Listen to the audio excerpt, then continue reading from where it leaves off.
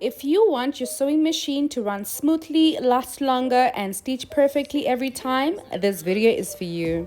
Hi guys, welcome to my sewing space. If you are new here, my name is Bitumela and this is my channel. Today I'll be showing you how to oil and maintain your domestic sewing machine step by step. Whether you are a beginner or a seasoned sewist, keeping your machine in top shape is essential and easier than you think. So grab your tools and let's get started.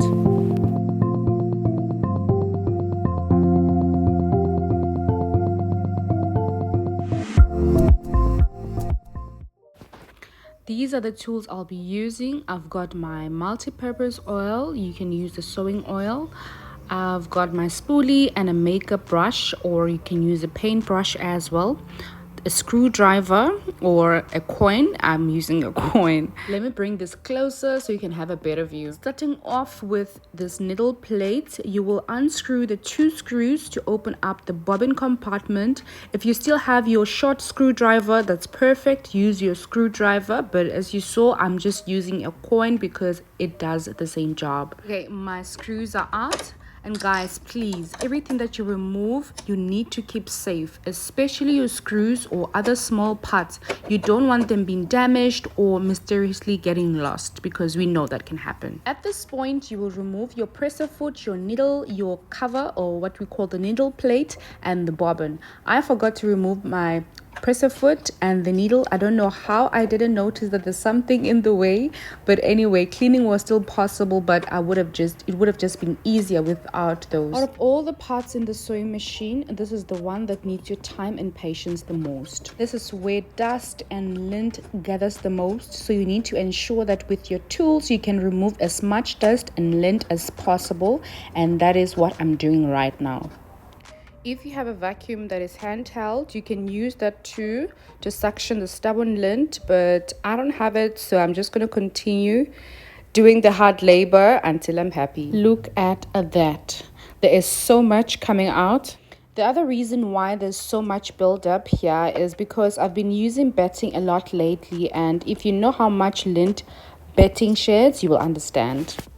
So if you work a lot with fabrics like batting, fleece, flannel, quilting cotton, or polyester thread, then you need to do a regular cleaning on your sewing machine because they shed more than the others do.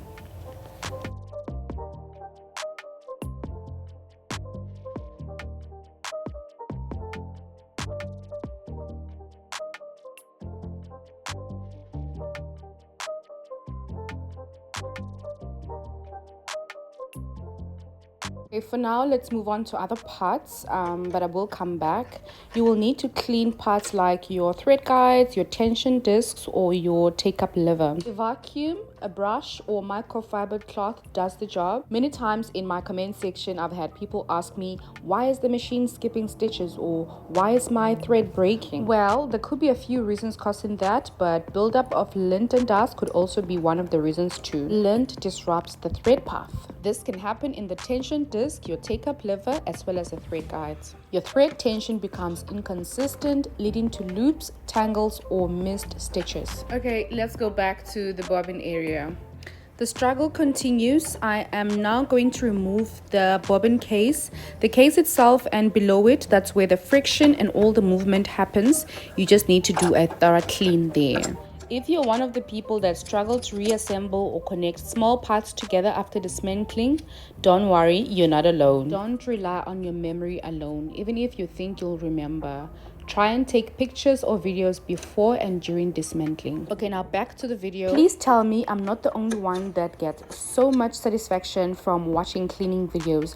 It could be cleaning an apartment, just cleaning so much dirt, just makes me so excited and I get so much satisfaction. Please tell me that you also like it.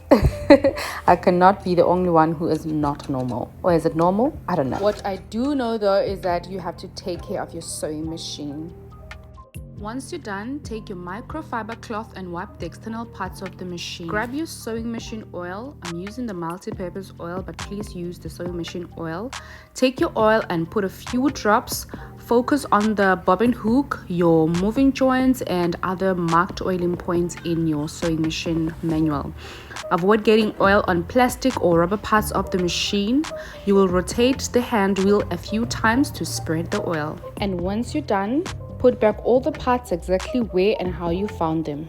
If you don't remember where everything goes, watch a tutorial video that is the same model as yours. But if you feel overwhelmed, better ask someone experienced rather than risk damaging your equipment. Just before I let you guys go, I have some extra tips and piece of advice for you. Number 1.